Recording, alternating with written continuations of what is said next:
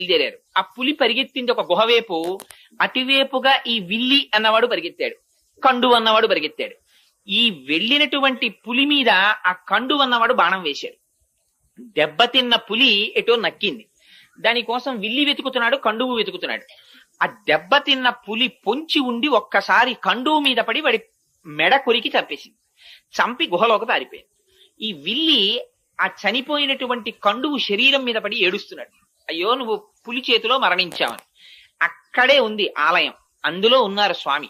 వీడి ఏడుపు విని బాధ చెంది ఆయన బయటికి వచ్చారు. ఒక ముసలి బ్రాహ్మణ రూపంలో వచ్చి, ఏమయ్యా నీ తమ్ముడి గురించి అంత విలపిస్తున్నావు, నీ తమ్ముణ్ణి బ్రతికిస్తాను, ఈ ఆలయం ఒక చిన్న గుడి కడతావా అని అడిగారు.